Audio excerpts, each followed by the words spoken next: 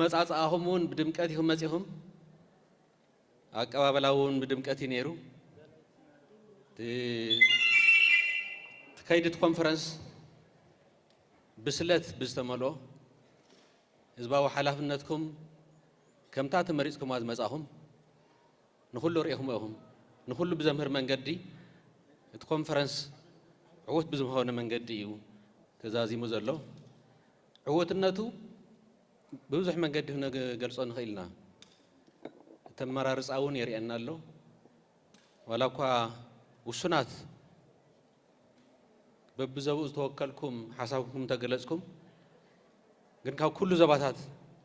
ዝሰማዕናዮ ዝተረዳእናዮ እቲ ህዝቢ ኣብ ቦትኡ ጥራሕ ኣይኮነን ህዝቢ ትግራይ ንመሰሉ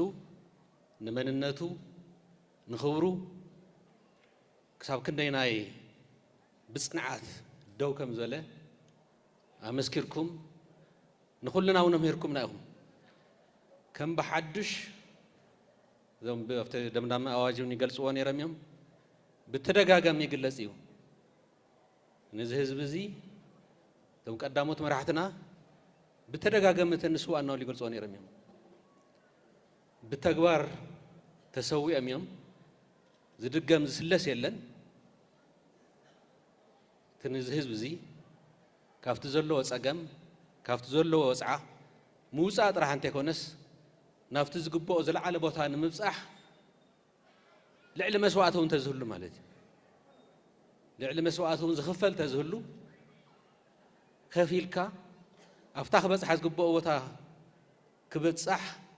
ክግበር ከም ዘለዎ ብዘርኢ መንገዲ ኢኹም ኣርኢኹምና ብጣዕሚ ኢና ንኾርዕ ብጣዕሚ ድማ ንሕበን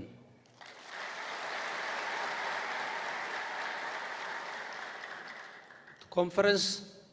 ንብሔራዊ ሓድነት ተባሂሉ እዩ ተጸዊዑ እንተይ መጻእኹም ሓደ ኢኹም ነርኩም እንተይ መጻእኹም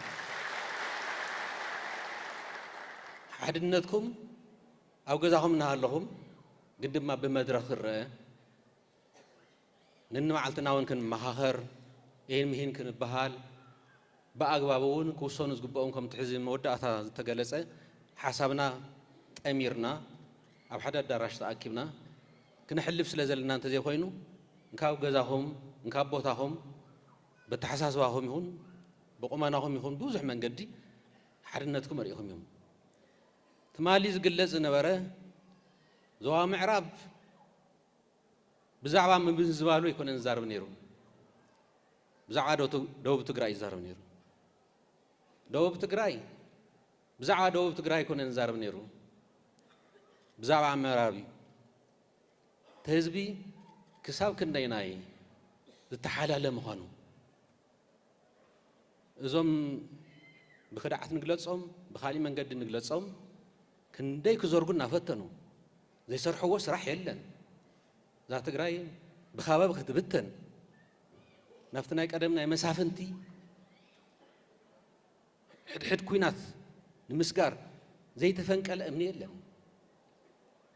ብሚድያ ድዩ ከምቲ ዝበልኩም እዩ ኣብ ውሽጢ ትግራይ ይሃሉ ኣብ ደገ ይሃሉ ኣብ ጅቡእ ይሓዙት ሚድያ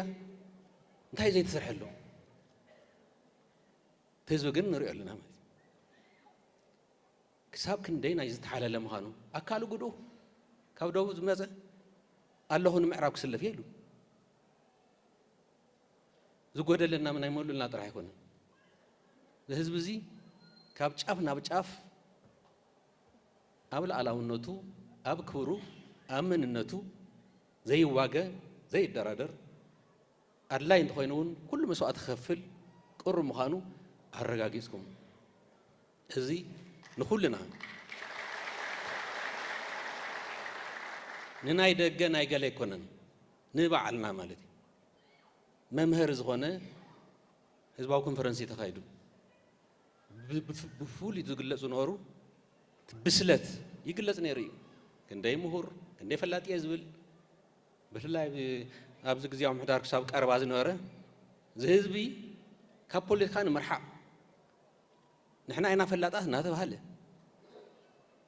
በብሰሙን እውን ነይሩ ቅድሚ ሕዚ حزونا له باب معلته زين سمعوا نجار يلن حزب تجراي كبوليتيكا نمرحة زي تسعر يلن تموانا وررتنا ونزورو أوشتنا ونكوينا مالي أبزا خلت معلتي أبزا خلت معلتي زرانين تتصومي قن عامت كلت عامت زي تزربه بمنت أنا خنا ورادرو بمنت أنا هنناطرو زهز بزي أفتي بيراو أجندات ناي تجراي أنت عينت بسلات كم زرلو بروفيسور مخانة يرليو دكتور مخانة يرليو عنتوني قلت نيرو بهلاو نات بهلا زقلو سمالتي تمسرت تاسور أبزي أزلا أب حزبي أزلا تحكي أبزي أزلا توقنا أبزي أزلا تتحساس باونا أبزي أزلا تمفتح من قدون أبزي الله كلها سمعنا كلنا رئينا صلى قالصهم صلى تحابيرنا